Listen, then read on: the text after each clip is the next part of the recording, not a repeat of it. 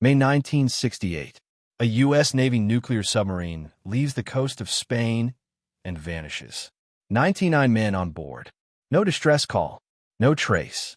Just silence, swallowed by 10,000 feet of Atlantic darkness. For weeks, families waited by the phone. The Navy searched in secret. And when wreckage was finally found, the truth sank with it. Officially, it was an accident. But whispers inside the Pentagon told a different story. Something about a malfunction, or maybe a torpedo that turned inward. And then came the theory no one wanted to speak aloud. Was the Scorpion sunk by its own government? Because this was 1968, the height of the Cold War. A world where truth was classified, and human lives could vanish under the label national security. The Scorpion wasn't the only one. That same year, a Soviet sub also disappeared. Both nations claimed coincidence. But intelligence officers believed they were witnessing a silent war beneath the waves. A war that left no witnesses, only questions. What really happened those final 30 minutes before the sub imploded? Why were the black box recordings locked away for decades? And why do the families of the crew still say they were lied to? This isn't just a story about a submarine. It's a story about loyalty, cover-ups, and the cost of silence. It's about how power decides who gets answers and who gets forgotten. These were fathers, sons, brothers. Their names carved in marble, their truth sealed in steel. But somewhere between the files and the lies, the real story of the USS Scorpion is waiting to be told. And that's where we come in. You're watching at Dark Truth 25, where we uncover the crimes power tried to bury. If you believe the truth deserves a voice, hit like, share your thoughts below, and subscribe for more stories the world tried to erase. Because in the ocean of deception, we're here to surface the truth. The day the ocean went silent. Low rumble of sonar pings, the distant hum of an engine, and then silence. May 21st, 1968. The U.S. Navy submarine USS Scorpion, SSN 589, leaves the naval base in Rota, Spain, on what should have been a routine return to Norfolk, Virginia.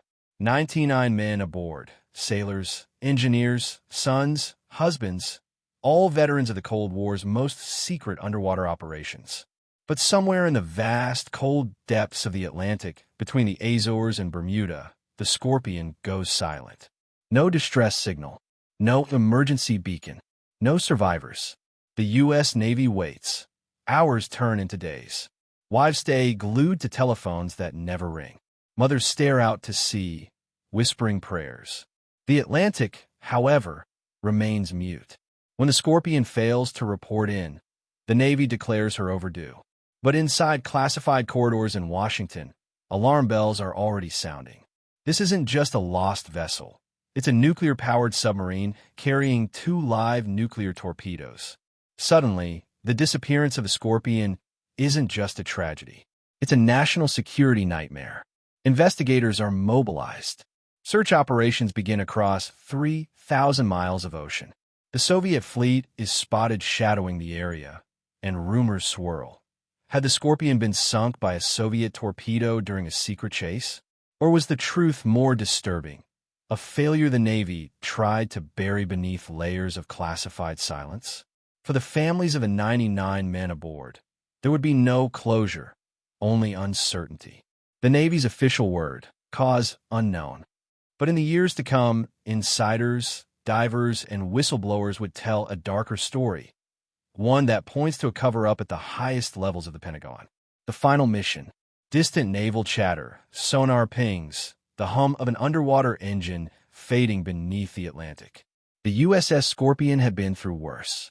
Commissioned in 1960, she was a skipjack-class nuclear submarine, one of the Navy's fastest hunters beneath the sea. But by 1968, she was showing her age. Mechanical issues, hydraulic leaks, and electrical malfunctions had become a constant threat. Crew members nicknamed her the Scrap Iron, a dark joke that carried more truth than anyone wanted to admit. When she departed Rota, Spain, on May 21st, her orders were simple: return to Norfolk. But the Cold War was boiling. The U.S. Navy had intelligence suggesting Soviet naval activity near the Azores. The Scorpion's captain, Commander Francis Slattery, was instructed to observe and report. What the crew didn't know was that the submarine's torpedo tubes held a deadly secret: 2 nuclear-tipped Mark 45 torpedoes designed for last resort warfare. They were unstable, and everyone aboard knew it. Then came the strange transmissions. Encrypted Navy messages from the Scorpion hinted at technical difficulties: an overheated bearing, strange noises, and potential hydraulic issues. The last message received from the submarine was routine: ETA Norfolk, May 27th. But it never arrived. Behind closed doors, analysts began piecing together sonar data. What they found chilled them. A sudden implosion detected at 10,000 feet, precisely where the Scorpion's last coordinates had placed her. A pressure hull collapse, so violent it killed everyone aboard instantly. The Navy quickly classified the data. Publicly, they blamed unknown causes. Privately, experts suspected a torpedo malfunction, one that may have armed itself and circled back toward the submarine. If true, it meant the Scorpion was destroyed by one of her own weapons. But there were whispers of another explanation: Soviet involvement, and a cover-up buried deep in Cold War secrecy. Because just days before, a Soviet sub had also vanished under mysterious circumstances. Was it coincidence or retaliation? The final voyage begins. The year was 1968, a tense moment in the Cold War. Nuclear submarines from both the U.S. and Soviet Union prowled beneath the oceans, silent predators in an unseen war. The USS Scorpion, SSN 589, a skipjack-class nuclear submarine, had already completed more than 3,000 dives. Her crew of 99 men were among the Navy's finest, veterans trained for stealth, endurance, and secrecy. But by the spring of 1968, something was different. The Scorpion had been suffering from mechanical failures, torpedo malfunctions, electrical shorts, and a hydraulic leak that had yet to be properly repaired. Several crewmen had even voiced concerns that the submarine was no longer safe for long missions. Despite this, orders came in from the top. Scorpion was to deploy again across the Atlantic toward the Azores Islands on what the Navy described as a routine surveillance mission. Behind closed doors, however, it was anything but routine. Intelligence suggested Soviet naval activity in the area. Some speculated that Scorpion's true objective was to track a Soviet fleet and possibly intercept communications. Before departure, the captain, Commander Francis Slattery, reportedly confided in another officer, saying, "We're going out with problems, but we'll manage." Those would be some of the last words ever attributed to him. On May 15th, 1968, the USS Scorpion radioed its last confirmed message, reporting a routine status: no sign of distress. Then silence. No emergency signal. No SOS. The Scorpion simply vanished somewhere in the North Atlantic, just 400 miles southwest of the Azores. When she failed to arrive at port, the Navy quietly initiated search condition able. Dozens of ships, aircraft, and satellites scoured the ocean for any trace. But nothing surfaced. Days turned into weeks, and speculation turned into fear. What could destroy a nuclear submarine carrying 2 live torpedoes without leaving a trace? The official line from the Navy was missing, presumed lost.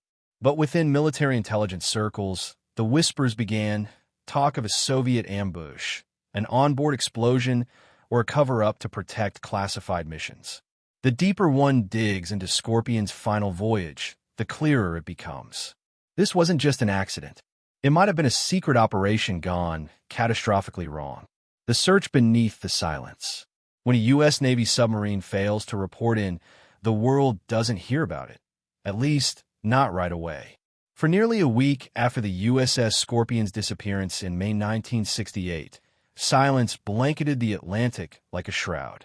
Only those within classified Navy circles knew that something had gone terribly wrong. At first, officials hoped for a communication failure. Submarines often went silent during deep operations, but as the hours turned to days even the most cautious optimists began to lose hope.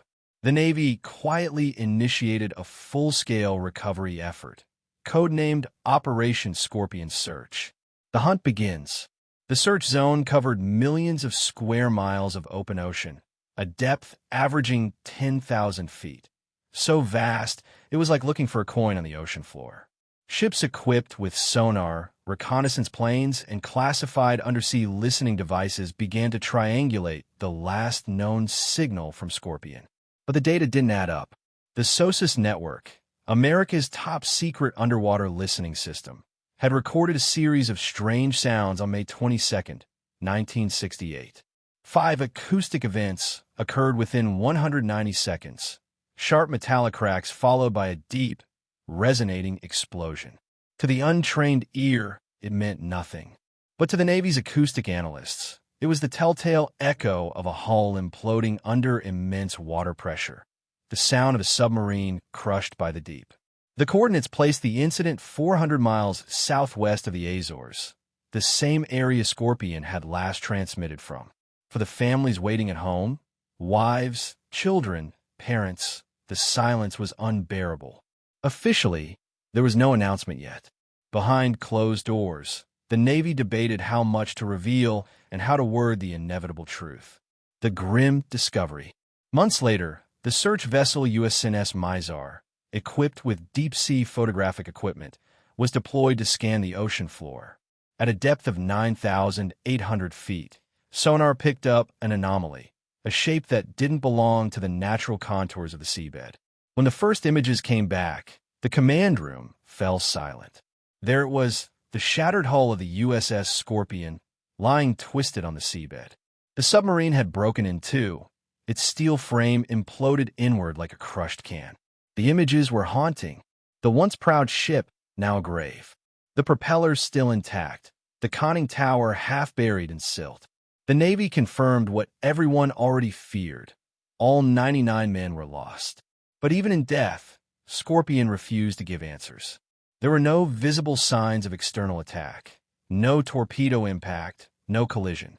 And yet, experts couldn't explain how a vessel designed to withstand 1,500 feet of pressure had catastrophically failed nearly 10,000 feet down.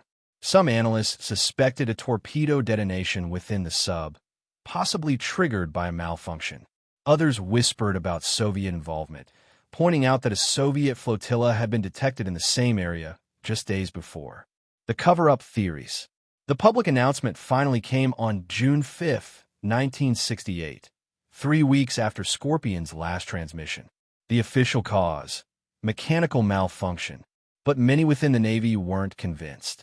Documents were sealed. Crew logs disappeared. Families were told not to ask too many questions. And quietly, the word classified became their only answer. For decades, pieces of the puzzle have leaked through cracks in the walls of secrecy, suggesting there was far more to the story. Why had Scorpion been sent out despite documented mechanical faults? Why were distress beacons disabled? And why did the Navy order immediate restriction on photographs of the wreckage site? The ocean's verdict. The USS Scorpion rests today, 3 miles beneath the surface, still armed with 2 nuclear torpedoes, silent, sleeping, and deadly. To this day, the wreck is monitored by underwater drones to ensure radiation hasn't leaked into the surrounding sea.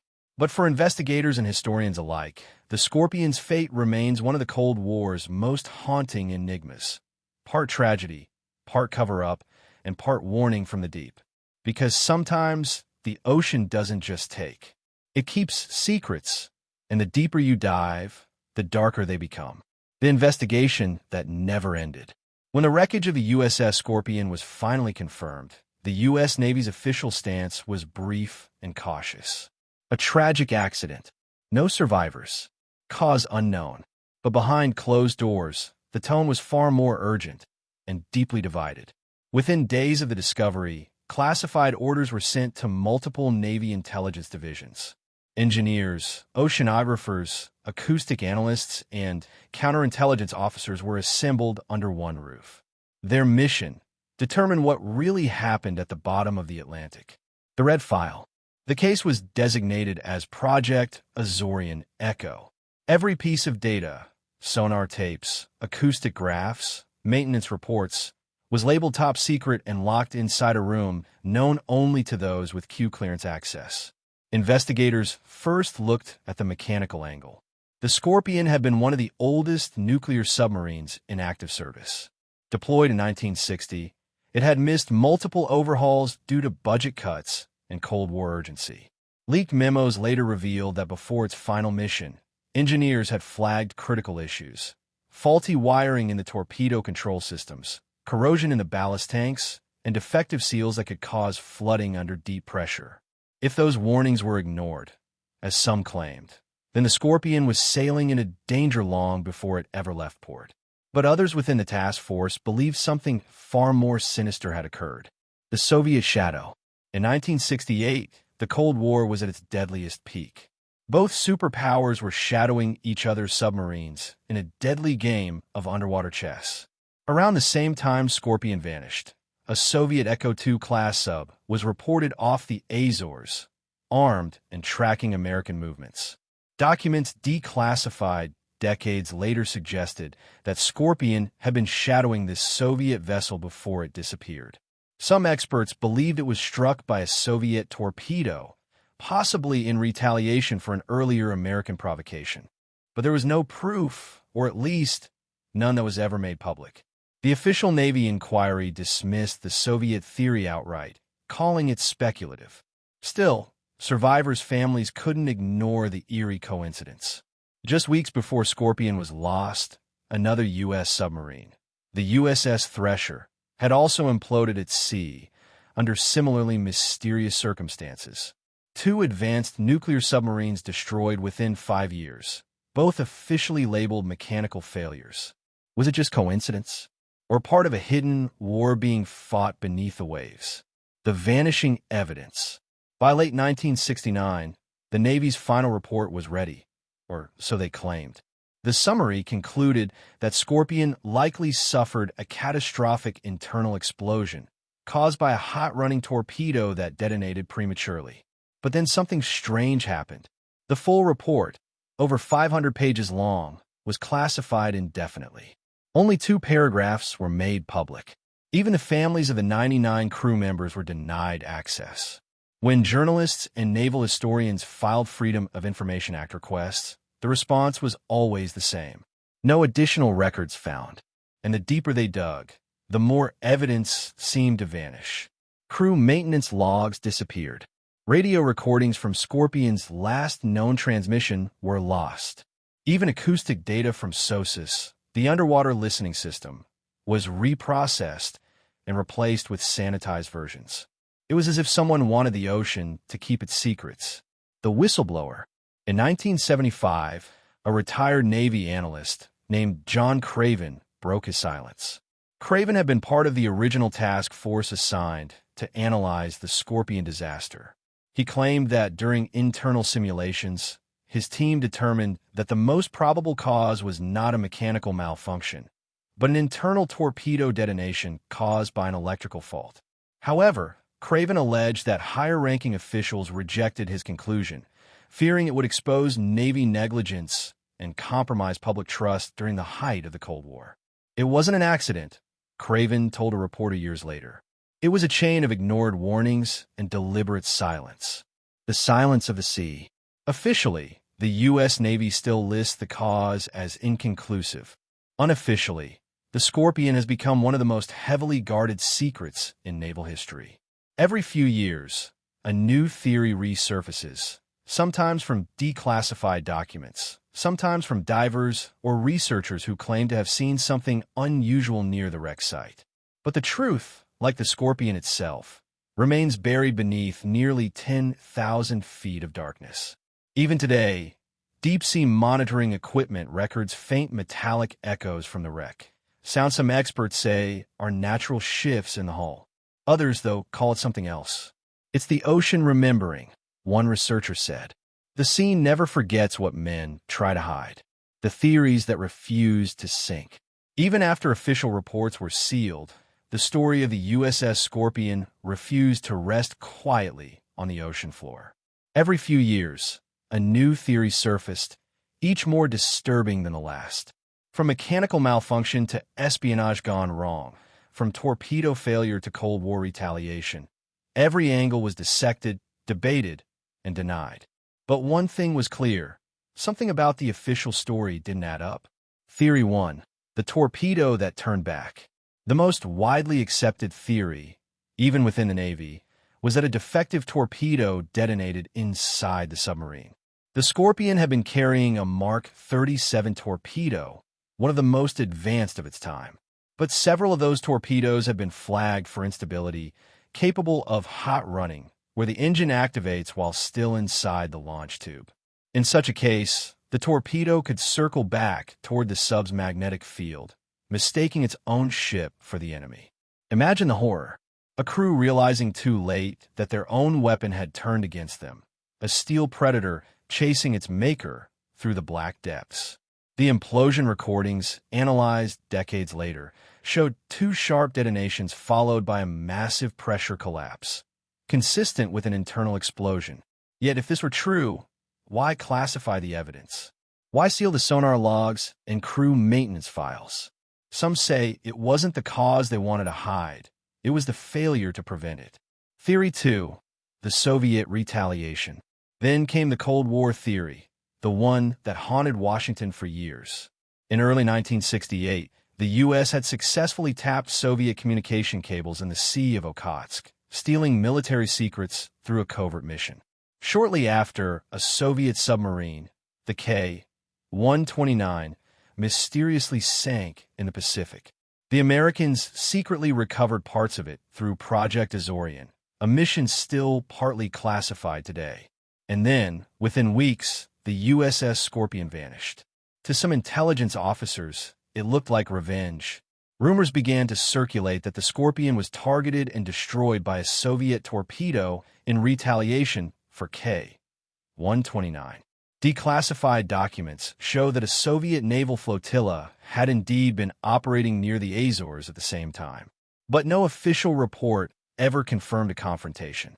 Still, a few senior officers who reviewed classified SOSUS data in the 1980s claimed they saw patterns consistent with pursuit, suggesting that Scorpion had been tailed before vanishing. Was it Cold War vengeance swept under the rug to prevent open conflict? Or just another convenient ghost story born from paranoia? No one in the Pentagon would ever say. Theory 3. The electrical fault and the broken arrow. A lesser-known but deeply alarming theory emerged in the 1990s. According to internal Navy repair memos, Scorpion had ongoing electrical system issues before her final voyage, especially in the torpedo heating circuits. If those circuits malfunctioned underwater, they could trigger a warhead detonation without warning. But there's something far more chilling. Scorpion was armed with 2 nuclear torpedoes. If either detonated or cracked under pressure, it would have caused what the military calls a broken arrow, an accident involving nuclear weapons.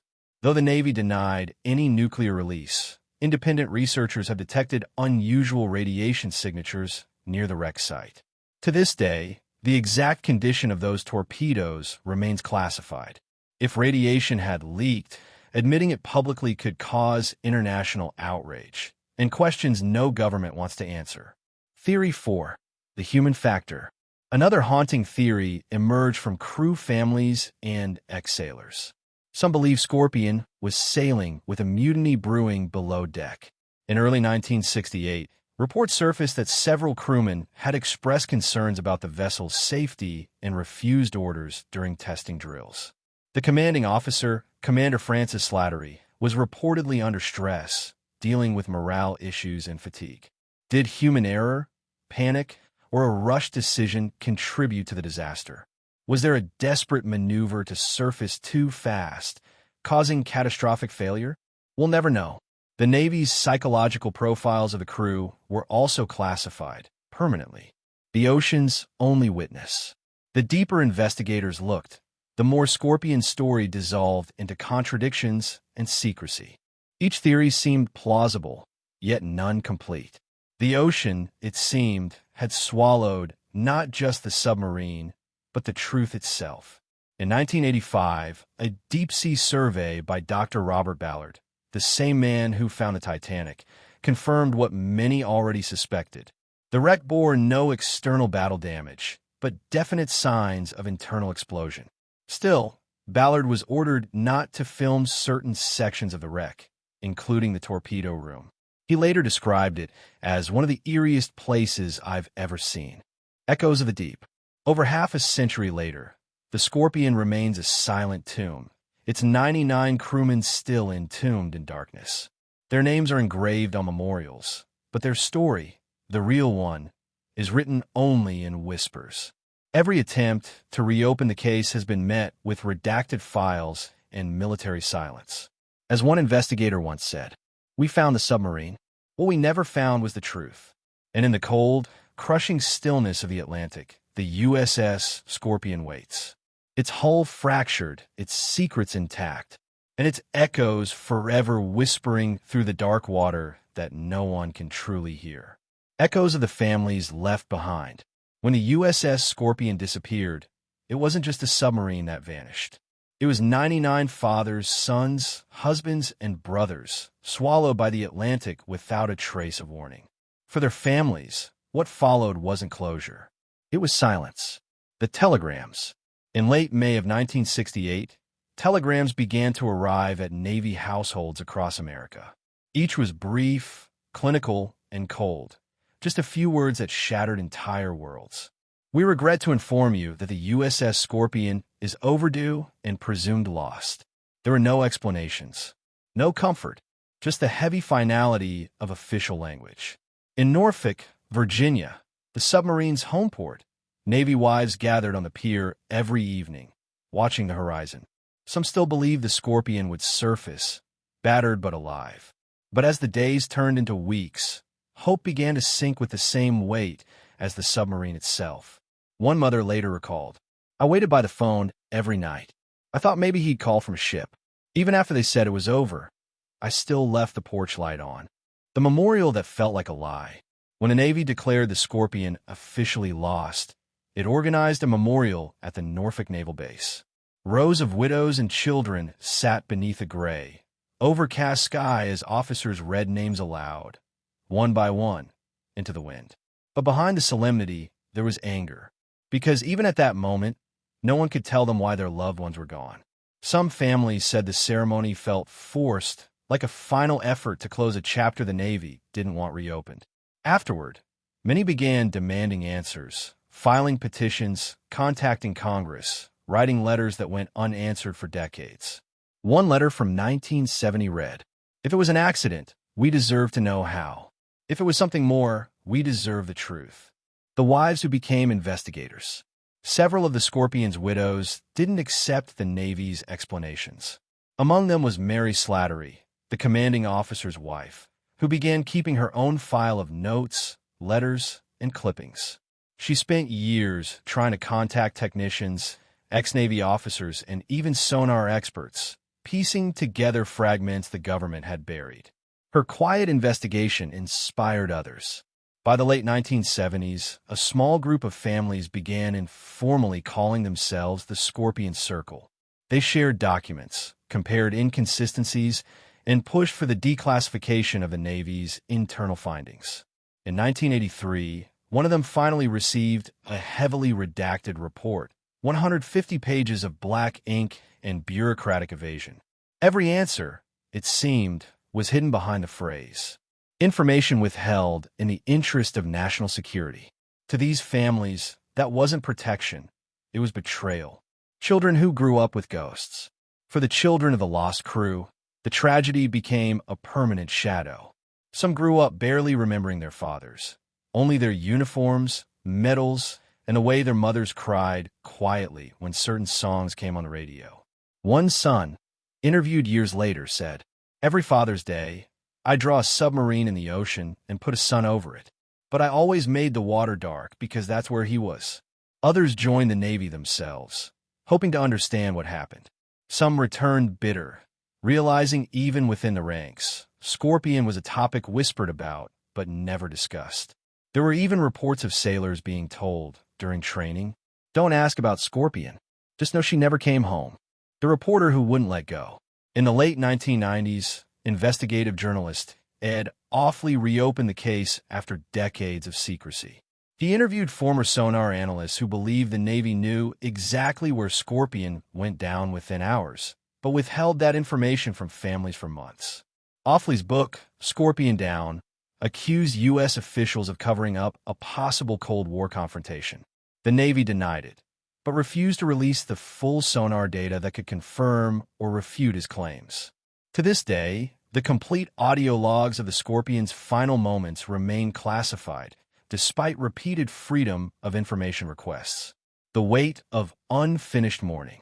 Even today, more than 5 decades later, the pain hasn't faded. At the Norfolk Memorial, families gather each May to lay flowers at the base of a black granite wall etched with the names of the 99 men. Visitors say it's the silence that hits hardest, the stillness of the ocean breeze that seems to whisper the same question everyone still asks. Why? The truth may be 10,000 feet beneath the surface, but for those who lost someone aboard the Scorpion, the grief has never resurfaced. As one widow said in an interview years later, the sea took their bodies, but the government took their truth. And still, the ocean keeps its secrets. The Atlantic is vast, cold, and eternal. Somewhere, deep within it, lies a steel tomb, untouched, unspoken, and unexplainable. It's said that when sonar buoys pass near the site, the water carries faint echoes, metallic creaks, subtle rumbles, as though the Scorpion still drifts restlessly. For those who listen closely, it's a reminder that beneath the calmest waters, there are still stories that refuse to stay buried. The wreck that shouldn't have been found. For nearly 5 months, the Atlantic Ocean held its silence. Then, in October 1968, the U.S. Navy's deep-sea research vessel Mizar detected something, a faint sonar echo, 400 miles southwest of the Azores. The shape on the screen was unmistakable.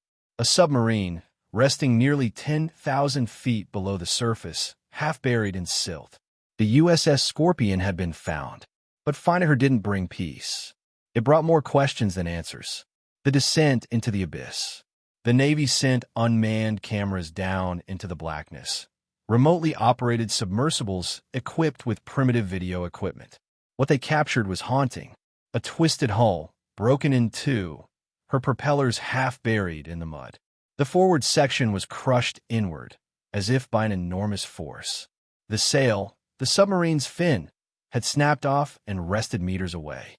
Scattered around were pieces of debris, oxygen tanks, fragments of steel, even a torn safety manual drifting eerily in the current. For the first time in decades, the world glimpsed the final resting place of 99 American sailors, a silent grave sealed by 3,000 meters of pressure. But there was something about the wreck that didn't fit. The Scorpion looked as though it had imploded inward, not exploded outward, meaning whatever caused her to sink happened from within. No salvage attempt will be made. After the discovery, families waited anxiously for news, hoping for closure or at least the recovery of remains. But the Navy issued a short, chilling statement. Due to the depth and location of the wreck, no salvage operations will be conducted. That was it. No recovery mission. No retrieval of the black box equivalent, known as the acoustic recording system. No attempt to bring home the remains of the 99 men. The Scorpion was to remain where she was forever. Yet, many experts questioned that decision. By 1968, the Navy had already conducted deep-sea retrievals from similar depths. They had even retrieved parts of a hydrogen bomb lost in the Mediterranean 2 years earlier. So why not Scorpion? Some suspected the real reason wasn't technical, but political. The censorship of the images.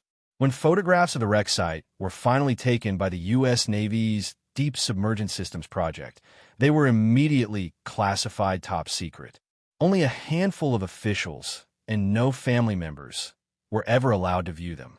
In 1970, a few low-quality photos leaked through unofficial channels, showing the crumpled submarine lying eerily on her side. Experts outside the military were stunned. The damage didn't resemble a normal accident. It looked as though the Scorpion had suffered an internal detonation, possibly from a torpedo or catastrophic electrical event. Yet every time researchers tried to push for details, they were met with the same answer: national security reasons. The scientists who questioned the official story. In 1974, Dr. John Craven, a leading Navy physicist who had helped locate the submarine, made a cryptic statement in a private interview. He said, "We found her by following the path of a weapon that never should have fired."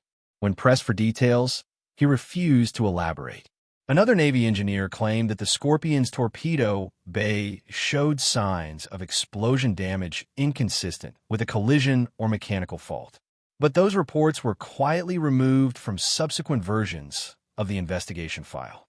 By the late 1970s, conspiracy theories had begun to circulate. Was Scorpion sunk by her own malfunctioning torpedo? Or had she been attacked by a Soviet submarine during a Cold War chase gone wrong?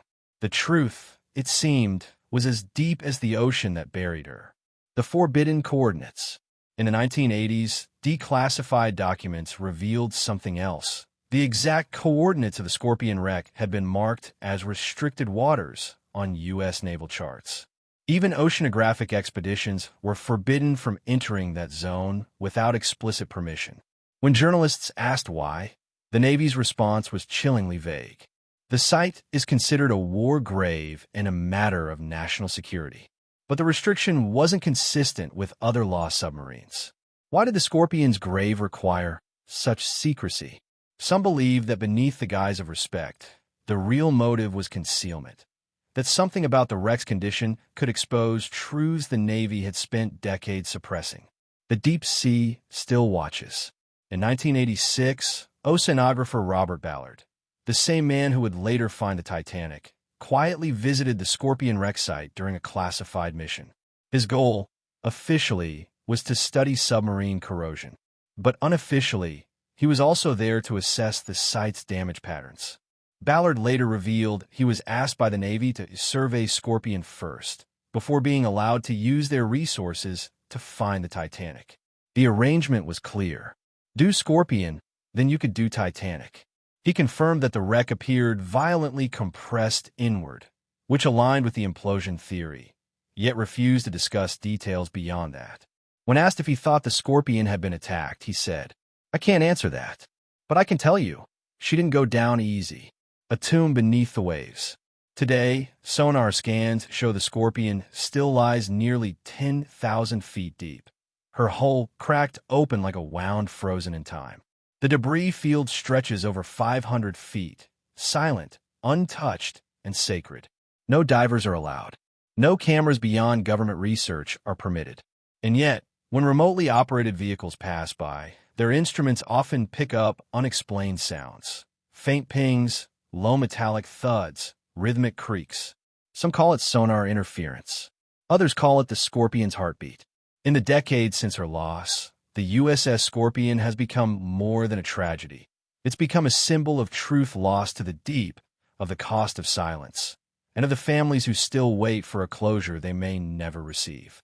But the ocean never forgets, and as technology advances, it may only be a matter of time before the truth, buried in darkness for over half a century, finally resurfaces.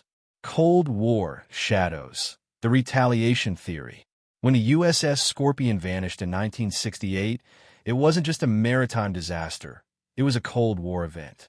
The United States and the Soviet Union were locked in a deadly game of secrecy, and beneath the surface of the world's oceans, submarines prowled like predators in the dark. But what if Scorpion wasn't lost to mechanical failure? What if she was hunted down, the victim of a silent act of war, a pattern of death beneath the waves? In May 1968, within just a few months, 4 submarines from different nations went down mysteriously. January 1968, Israel's INS Dakar disappears in the Mediterranean. March 1968, the Soviet submarine K-129 sinks in the Pacific. May 1968, the U.S. Navy loses USS Scorpion in the Atlantic. October 1968, the French submariner vanishes off Toulon. For nations, 4 subs, 1 year, no survivors. Coincidence, or something far darker? Many intelligence analysts didn't think it was random. They believed these accidents were retaliations, secret operations buried beneath diplomacy and denial. The Soviet sub that started all. 2 months before Scorpion went missing, a Soviet ballistic missile submarine, K-129, sank under mysterious circumstances north of Hawaii. It was carrying 3 nuclear missiles, each capable of leveling a city. At first, the Soviets assumed the U.S. Navy was behind it. Their suspicions weren't unfounded. U.S. submarines routinely trailed Soviet vessels to gather intelligence. And when K-129 vanished, Soviet naval activity in the Pacific surged overnight. By late spring of 1968, Soviet attack subs had begun shadowing American fleets more aggressively, including those operating near the Azores, the same region where Scorpion would later disappear. Coincidence? Or retribution? The Soviet tracker. According to declassified intelligence reports released in the 1990s, Scorpion was being followed. A Soviet naval task force had been operating in the same area at the time of her last transmission. Among them, the submarine K-219, a diesel-electric vessel known for surveillance operations. American sonar operators later confirmed that, just hours before contact was lost, Scorpion had sent an unusual message to command. Going to observation depth, tracking Soviet vessels. That was her final report. Moments later, she vanished. A message from the deep. In 1975, a whistleblower from the Naval Intelligence Service claimed that the Scorpion incident had been covered up to avoid an international crisis. According to his leaked memo, the sub was torpedoed by the Soviets in response to the loss of K-129. The memo stated, "Reciprocal action confirmed. We lost 1 for 1. Official explanation withheld under Cold War Secrecy Act."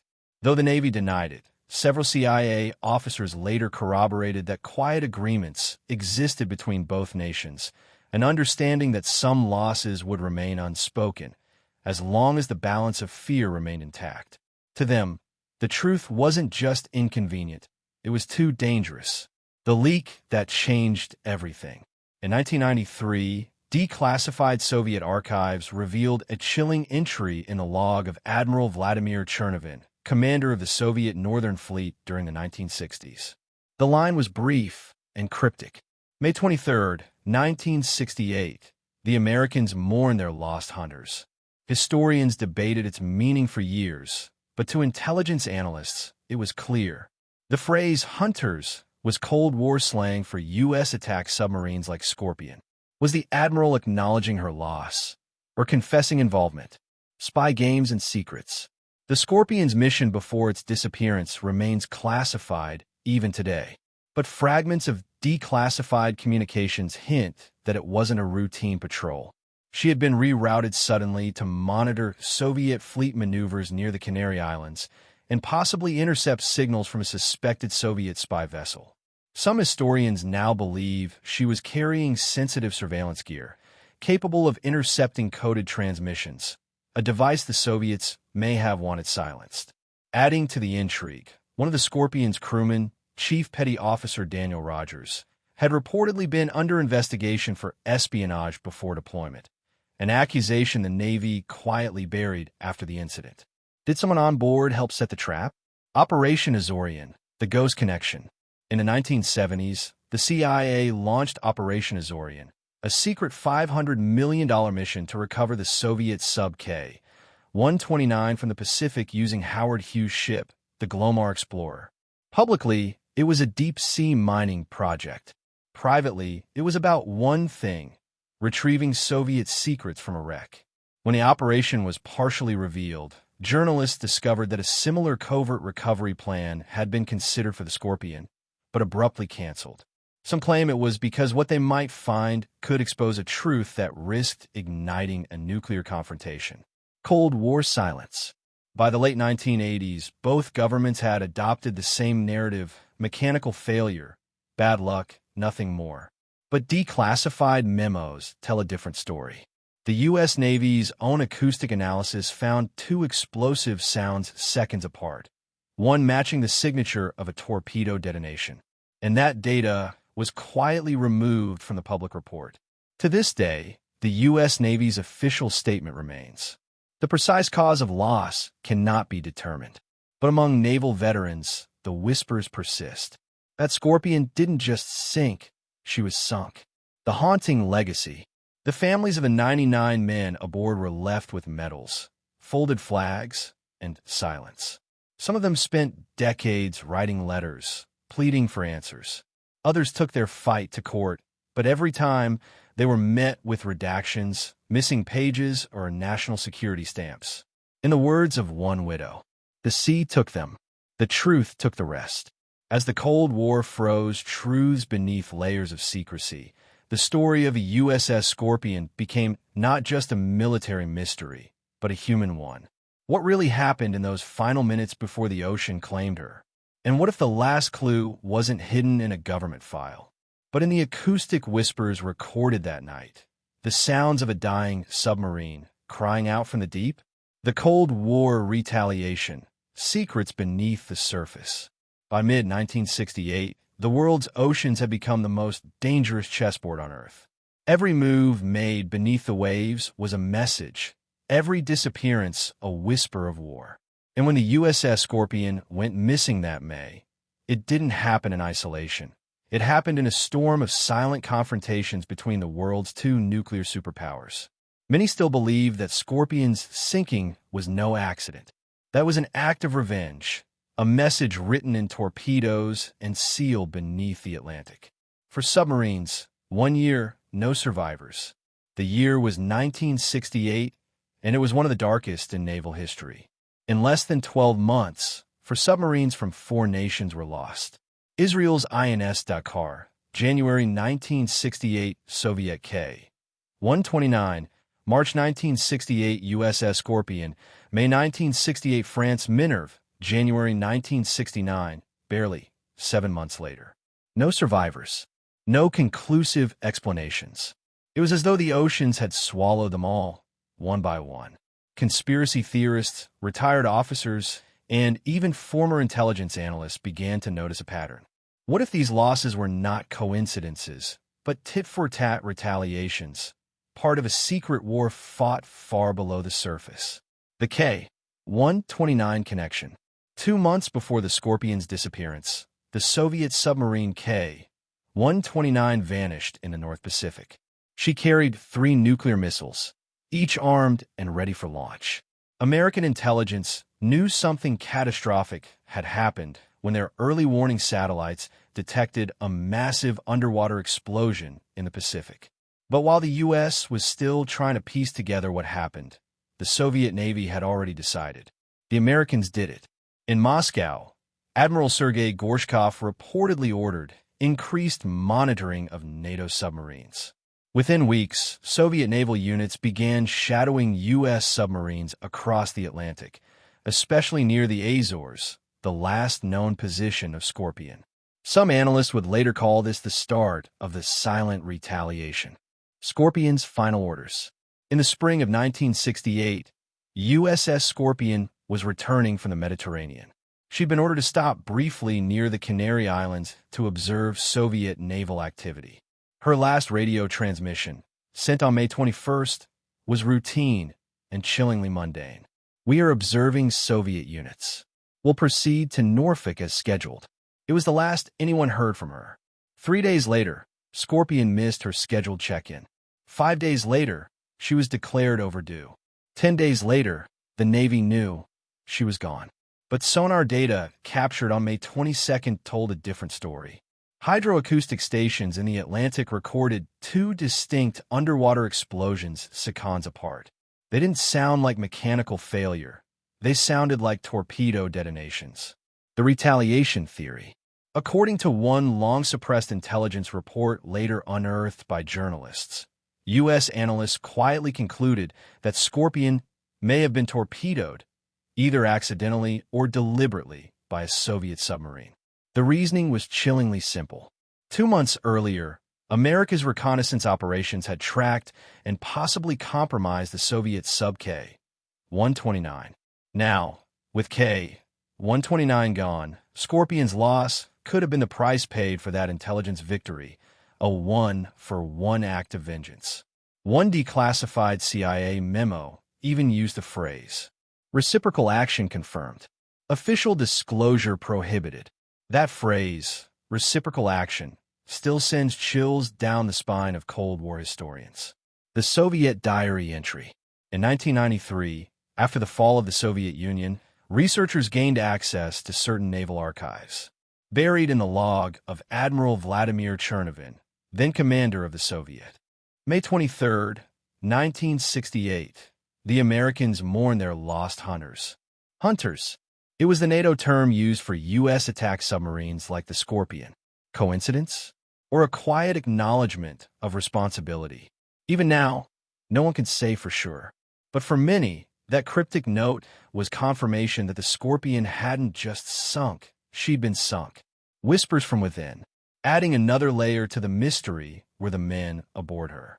One name, Chief Petty Officer Daniel Rogers, appeared in naval records as being under investigation for classified security breaches before the mission. Though officially cleared to sail, rumors persisted that Rogers had been approached by Soviet agents during a previous deployment. If true, could he have passed information about Scorpion's route, or even its vulnerabilities? The theory gained traction after a 1990s interview with a retired intelligence officer who said, "We never confirmed sabotage, but the possibility was never off the table." Operation Azorian, a hidden parallel. While the world grieved Scorpion, the CIA launched a covert operation, Project Azorian, to recover K-129 from the Pacific depths using a ship built by billionaire Howard Hughes. The mission's true goal: retrieve Soviet nuclear weapons and codebooks. If the U.S. was willing to spend $500 million to lift K-129, why didn't they do the same for Scorpion? Because, as one declassified memo suggests, the recovery of Scorpion presents greater political and strategic risk. In other words, if the truth lay 10,000 feet below the Atlantic, maybe it was better to leave it there. The silence of two nations. By the end of 1968, both Washington and Moscow had come to an unspoken understanding. No public blame, no accusations, no escalation. Each would bury its dead and its secrets. For decades afterward, the official U.S. Navy report claimed catastrophic mechanical failure. But off the record, naval intelligence officers whispered a different verdict. Scorpion was lost due to hostile action, undisclosed for reasons of national security. The legacy of the lost 99. To this day, the families of the 99 crew members never received a full explanation. Their names are etched on plaques, their photographs faded by time. Yet behind every official condolence letter lies a single unanswered question. Was it an accident or an act of war buried beneath the sea? As decades passed, the truth about the USS Scorpion faded into rumor and silence. But sound never truly disappears underwater. It travels, echoing for miles. And in those echoes, acoustic engineers may have found something extraordinary. The final, terrifying moments before the Scorpion imploded. The last signal, decoding the final minutes of the Scorpion. By 1968, the U.S. Navy was equipped with one of the most advanced underwater surveillance networks ever built, the SOSA system. It was designed to track Soviet submarines across the oceans, using vast chains of hydrophones hidden deep below the surface. But on May 22, 1968, those same sensors recorded something that would haunt naval analysts for decades. The sound of submarine dying. And it wasn't Soviet. It was American. The unmistakable signature of catastrophe. Thousands of miles away, in a secure listening post in the mid-Atlantic, an operator monitoring the SOSUS line heard a faint, rhythmic tapping followed by a muffled thud. Moments later came two sharp bursts, underwater explosions, and then a long, rumbling collapse. Within hours, acoustic specialists at the Navy's Sound Surveillance Center began running spectral analyses on the recordings. The pattern was unmistakable. A torpedo detonation, followed by a hull implosion at extreme depth. The readings matched the known design of the USS Scorpion, suggesting that she had plunged far beyond her crushed depth, somewhere around 11,000 feet, before disintegrating under pressure. One analyst later said, "You could hear the metal scream before it broke apart." Those tapes would become some of the most classified pieces of evidence in naval history. The mystery of the two explosions. The first detonation appeared to be a Mark 37 torpedo, the very weapon carried aboard Scorpion. The second, 22 seconds later, was weaker, likely caused by secondary detonation from fuel or compressed air tanks rupturing. But what triggered that first explosion? That's where the mystery begins to twist. Three main theories emerged, each darker than the last. Theory 1. A torpedo malfunction.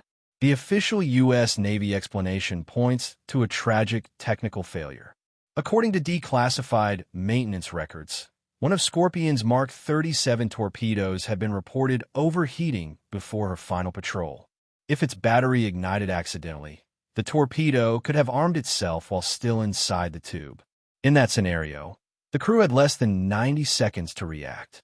Standard procedure would be to eject the torpedo, but if it circled back, as these older models sometimes did, Scorpion could have been struck by its own weapon. That theory explains the acoustic data perfectly, but many insiders say it's too convenient. A story built to protect the Navy's reputation rather than reveal the truth. Theory 2. Enemy engagement. In the Cold War fog, shadowing enemy submarines was routine and often dangerous. Several U.S. and Soviet vessels had near collisions while stalking each other in the same waters. Declassified intelligence notes that two Soviet subs, a nuclear attack submarine and an Echo II class, were operating less than 200 nautical miles from Scorpion's last known position. If one of them mistook Scorpion's maneuvers for aggression, a torpedo launch could have been a reflex action. The Soviets might have seen the strike as retaliation for the earlier loss of K-129, their own missing submarine. But this theory was quietly dismissed in public, not because it lacked evidence, but because admitting it might have ignited World War III. Theory 3. Internal sabotage. The most controversial idea comes from the whispers of naval intelligence officers who worked the case long after it closed. They point to CPO Daniel Rogers, the same crewman rumored to be under quiet investigation before deployment. Records show he'd accessed sensitive navigation files days before departure, without authorization. There's no proof of espionage, but there were sealed crew reports later marked classified for national security. Some suggest a deliberate act, one man's vengeance, or an enemy's manipulation. But again, that's speculation, dangerous, unprovable, and shrouded in the fog of Cold War paranoia. Decoding the final transmission. What's rarely discussed publicly is the encrypted message that may have come just before the loss. According to a memo unearthed decades later, the Scorpion transmitted a short burst signal through the ELF, extremely low-frequency system, one used only for emergencies. The message was partially corrupted, but one word stood out: fire. If that signal was genuine, it suggested chaos on board, either an internal fire or an incoming attack. It never repeated, never followed up. Minutes later, the SOSUS system picked up those fatal sounds: explosion, implosion, silence. The wreck discovered. In 1968, the Navy quietly commissioned deep-sea explorer Dr. Robert Ballard, years before he found the Titanic, to locate the wreck. His classified mission succeeded. What he found was haunting. At a depth of 10,000 feet, the USS Scorpion lay broken in half. The forward section was twisted open, the sail crushed, and debris scattered across the ocean floor in a perfect arc, just as one would expect from a rapid pressure implosion. Near the wreck were fragments of the torpedo room, but no evidence of an external strike. Yet Ballard's team was not allowed to publish photographs for nearly 2 decades. He later hinted in interviews. The evidence told a story, but not the one the Navy wanted told. The human element. Every mechanical sound in the SOSUS data hides human terror. 99 men who likely had no time to understand what was happening. Some experts estimate that from the moment the torpedo armed to the moment of implosion, less than 2 minutes passed. 2 minutes. 240 heartbeats. then silence forever. Families back home never heard that story. Instead, they were told it was a mechanical malfunction, simple, clinical, and safe. But deep below the Atlantic, the truth was not simple. It was dark, fast, and final. Echoes that never fade. For decades, researchers continued studying the acoustic files, using new technology to reanalyze what happened in those final seconds. And the more they listened, the more unsettling it became. Hidden in the last moments of the recording was a faint metallic rattle, a sound consistent with manual torpedo ejection. That means the crew did try to fight back. They heard the weapon arm, tried to eject it, and failed. In the end, the Scorpion died, not from conspiracy, not from war, but from the cruel indifference of technology and the crushing weight of the sea. As the decades rolled on, the U.S. Navy maintained its silence. But in the 1990s, when once classified files began to surface, the story of Scorpion's final minutes found new life and new controversy. For some, it proved human error. For others, it confirmed sabotage. And for many, it simply deepened the mystery. Because sometimes what lies buried beneath the ocean should never be disturbed. The hidden files, what the Navy knew and chose to bury. When a USS Scorpion failed to report for duty, the U.S. Navy launched one of the most extensive submarine search operations in Cold War history. For weeks, ships and aircraft scoured the North Atlantic, tracing her projected route home. By the time debris was found, a single piece of rubber from her hull insulation, the truth was already being classified. The Navy announced the loss publicly on June 5, 1968, with the calm, measured tone of bureaucratic tragedy. But behind the press statements, in locked briefing rooms and underground archives, something far more complicated was unfolding. A wall of silence. Families of the 99 men on board asked simple questions. What happened? Why? Where? They received one answer. The details remained classified for national security reasons. Within days of the discovery, the Navy convened a court of inquiry. Over 50 volumes of testimony and technical reports were compiled.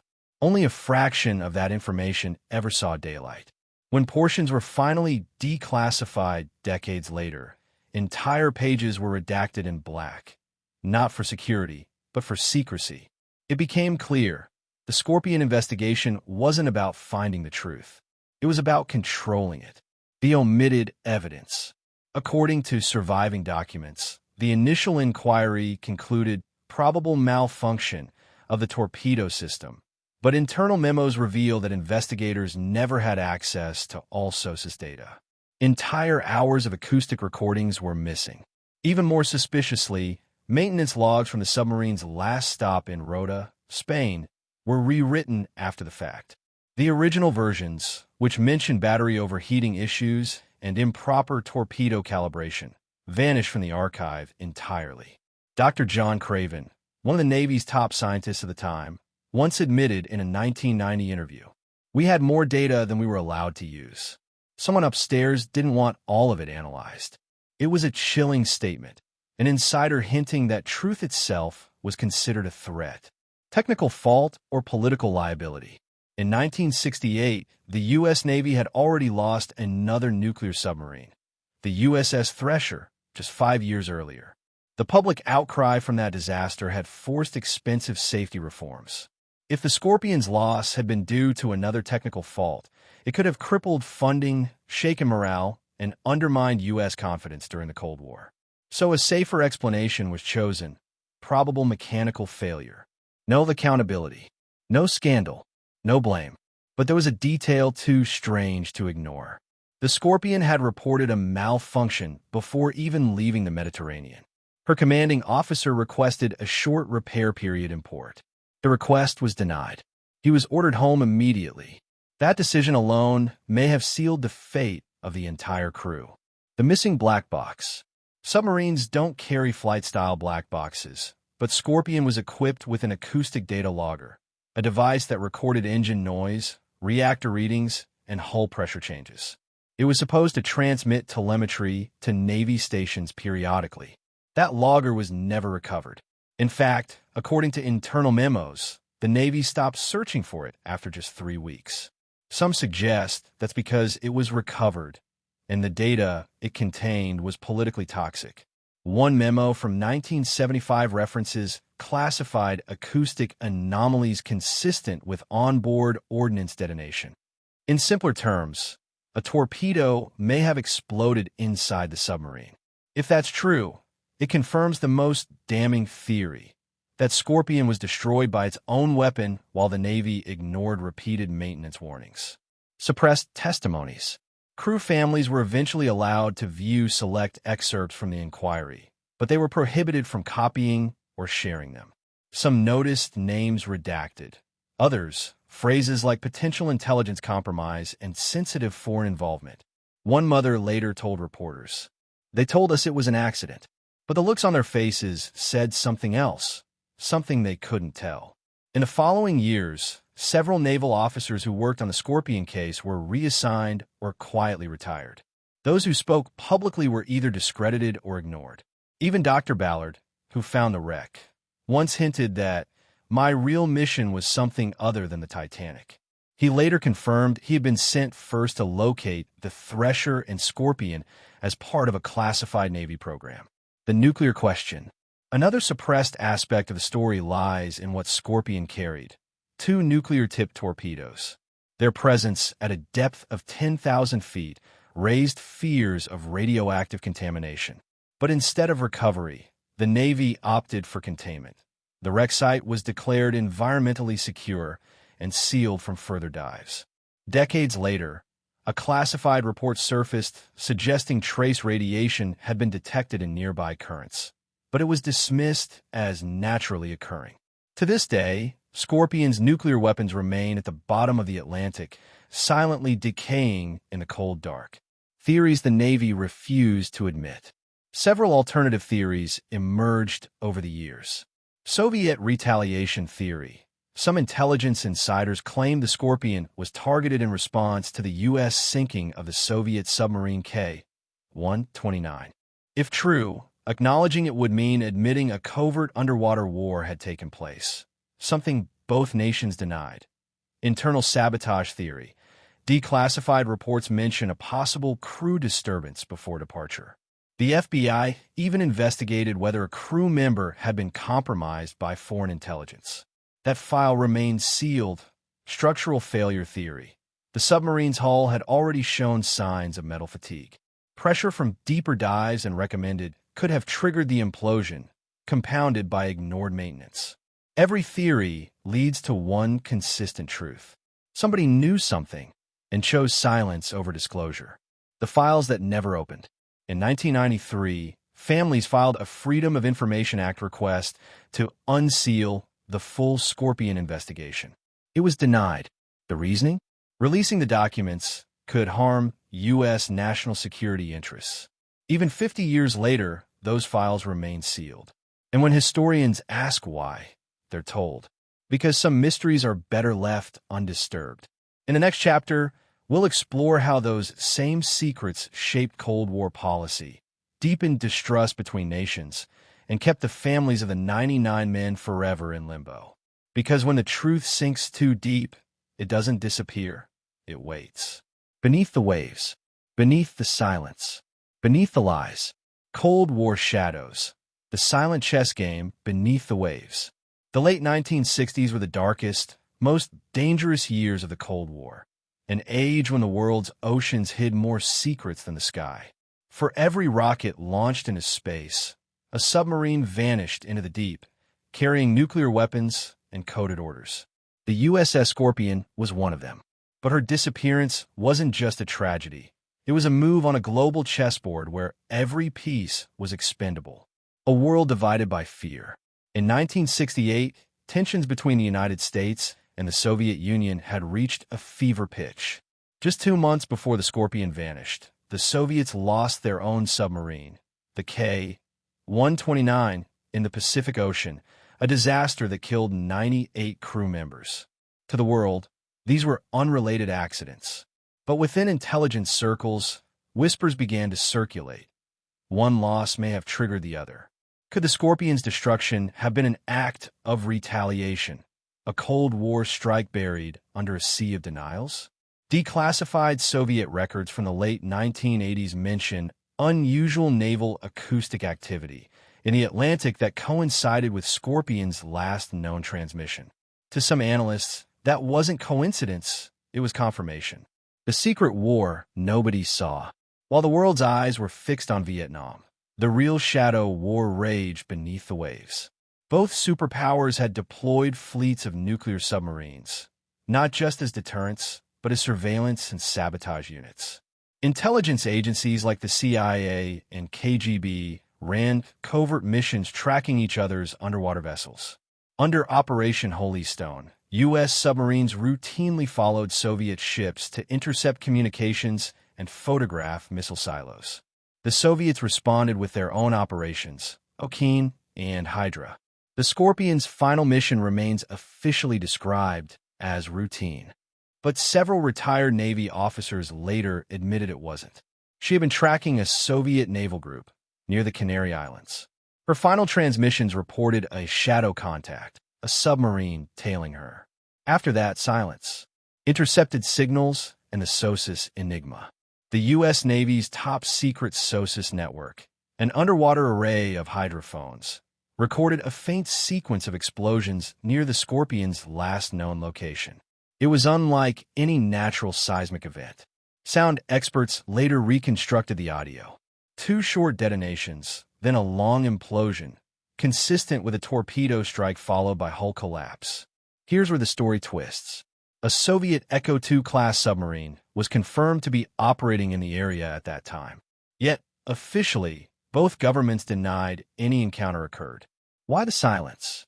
Because acknowledging it might have meant admitting a Cold War act of war, one that could have pushed both nations to nuclear brinkmanship. The ocean, once again, became the perfect cover. No witnesses, no evidence, no accountability. The geopolitical silence. When the Scorpion was declared lost, President Lyndon B. Johnson was already under immense political pressure. Vietnam was spiraling. The U.S. public was losing faith in government truthfulness after the Tet Offensive. The last thing America needed was an international scandal suggesting its Navy had been outmaneuvered or ambushed. So the tragedy was wrapped in secrecy, buried under layers of national security and strategic ambiguity. Behind closed doors, intelligence officials likely made a deal. Both sides, the U.S. and the Soviets, would bury their dead in silence to avoid escalation.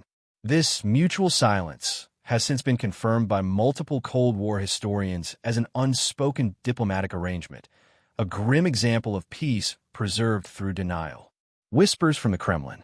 Years later, after the fall of the Soviet Union, a retired KGB officer known only as Captain V claimed that Moscow knew the truth about the Scorpion. According to him, a Soviet torpedo fired by mistake during a pursuit gone wrong struck the American vessel. When the Soviets realized what had happened, they transmitted an emergency message to Washington via diplomatic channels, claiming a maritime accident has occurred. The U.S., fearing public outrage, chose silence. Though impossible to verify, this confession matched data that U.S. analysts had long suspected but never publicly acknowledged. Even more haunting, the location the Soviet officer described matched the Scorpion's wreck site found years later. Psychological warfare at sea. The loss of the Scorpion had more than tactical consequences. It became a weapon of fear, both sides whispering to their sailors that the ocean could swallow them at any time, and no one would ever know why. American naval crews were quietly reminded, never question official reports. Soviet submariners were told, your enemy hides behind silence, not strength. This manipulation of truth became one of the Cold War's most effective psychological tools. Truth was no longer a matter of fact. It was a matter of strategy. The last mission that wasn't in the logbook. A recently declassified intelligence memo hinted at a disturbing revelation. The Scorpion's final mission may not have been sanctioned through official naval channels. Instead, it might have been part of a joint Sea-Navy reconnaissance operation, designed to monitor Soviet submarine movements near the Azores. That would explain why her route, orders, and transmissions were all off record, and why the official investigation never mentioned them. If true, Scorpion wasn't just a victim of mechanical failure or enemy fire. She was a pawn in a covert mission gone wrong, sacrificed to protect secrets deeper than the sea itself. The legacy of lies. To this day, the U.S. Navy maintains that Scorpion's loss was an accident, a possible torpedo malfunction. But in truth, no one outside those classified halls knows for sure. Her wreck rests silent at the bottom of the Atlantic, sealed by salt, time, and secrets. Every visit to the site is monitored. Every diver's access restricted. It's as if the ocean itself became a government vault, one that will never open. In our final chapter, we'll dive into what remains, the wreckage, the families, and the haunting question that echoes through every Cold War grave. If the truth lies beneath the sea, who decided it should never surface? Because the Scorpion story isn't only about a lost submarine.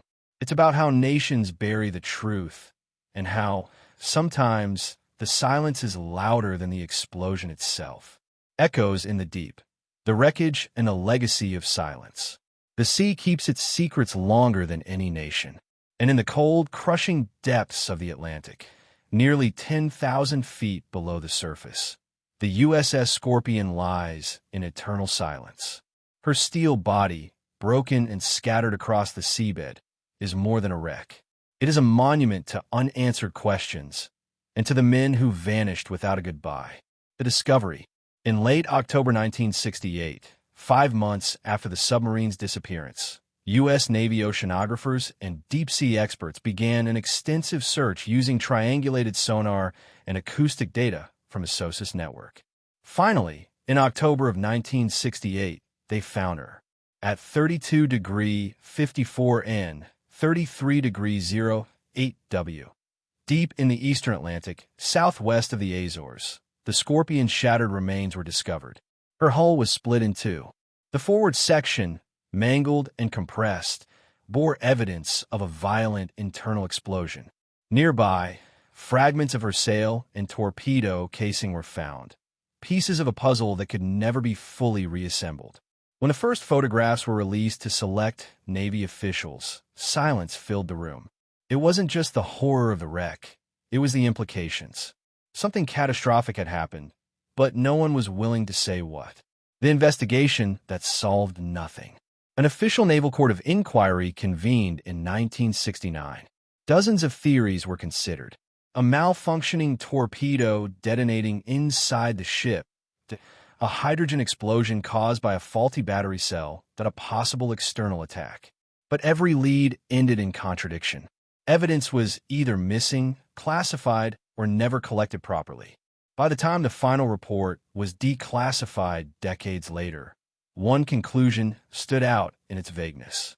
The precise cause of loss cannot be determined. For the families of the 99 men aboard, those words felt like another death sentence. How could a billion-dollar vessel, manned by elite sailors, vanish, and no one could explain why? The families left behind. At naval bases across the United States, telegrams arrived quietly. No public memorials, no televised addresses, just folded flags and rehearsed condolences. Many families were told not to ask questions. Widows received briefings that contradicted one another.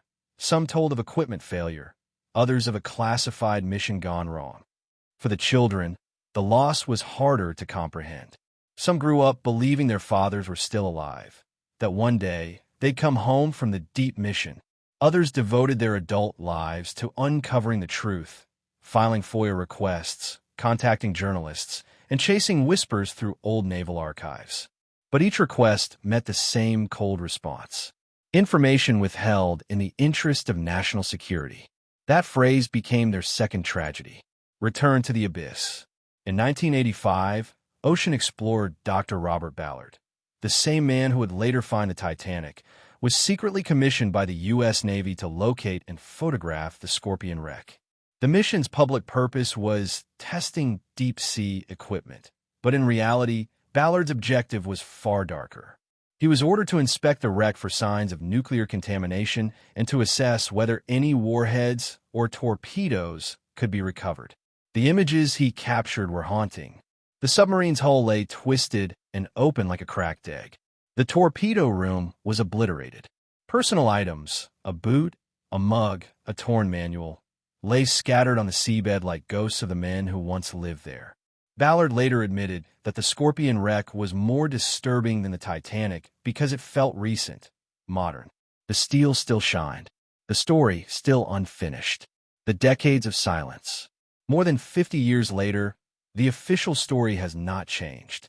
The U.S. Navy maintains that Scorpion was lost due to unknown causes. Every attempt by journalists, historians, or family members to reopen the investigation has been quietly dismissed. Requests to visit the wreck site are denied. Its coordinates remain heavily guarded, marked as a restricted military grave. Even remote submersible footage is reviewed and censored before release. Why? Because some believe that Scorpion's wreck still hides evidence of what really happened. Perhaps proof of a Cold War clash, a covert mission, or a weapon failure too dangerous to admit.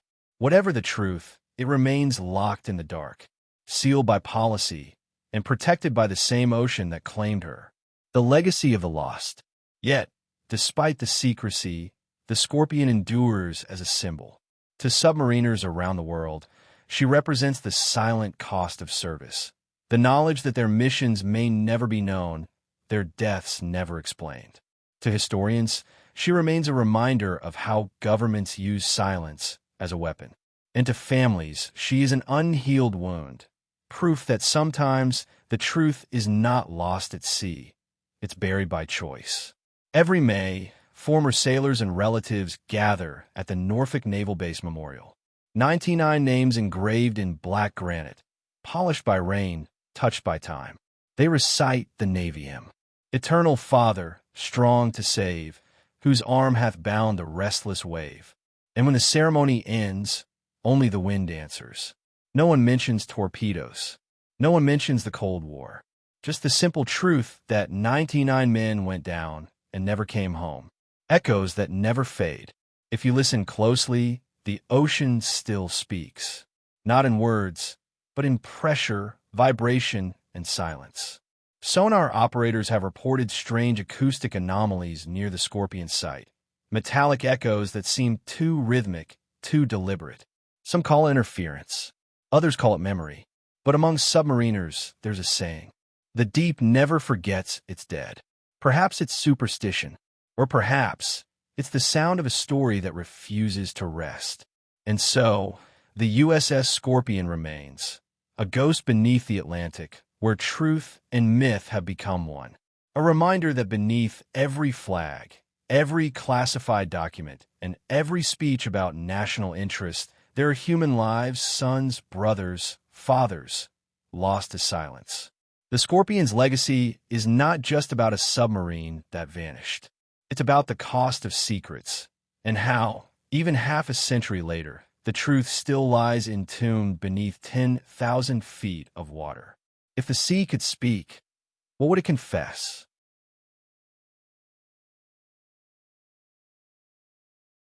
They called it an accident, a malfunction, a mystery best left buried in the deep. But to the families of the 99 men aboard the USS Scorpion, those words were never enough. Behind every official statement lies a truth too heavy to surface. A truth wrapped in classified reports, Cold War fear, and a silence that has lasted for over half a century. When the Scorpion went missing, the world was distracted by politics, power, and pride.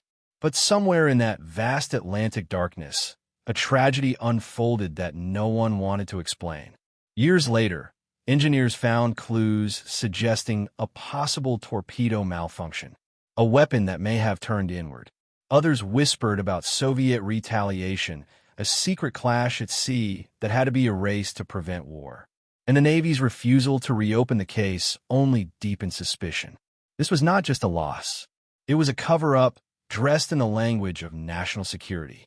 Every sealed document, every redacted report, every denied request for truth, all of it points to one thing.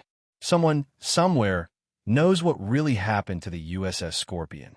For those left behind, justice was replaced with silence. And silence, over time, became policy. At Dark Truth 25, we believe the dead deserve a voice, even when the system that buried them refuses to listen. Because truth delayed is truth denied. And until the truth of the Scorpion surfaces, its 99 men will remain prisoners of the deep. So we ask you, our community of truth seekers, help us keep their story alive. Don't let their memory fade into classified history. If this story moved you, like, share, and comment your thoughts below. Not just for us, but for those whose families still wait for closure. And if you believe truth should never drown, subscribe to Dark Truth 25, where we keep exposing the cases the world forgot, the crimes hidden behind silence. Because justice may sleep, but it never dies.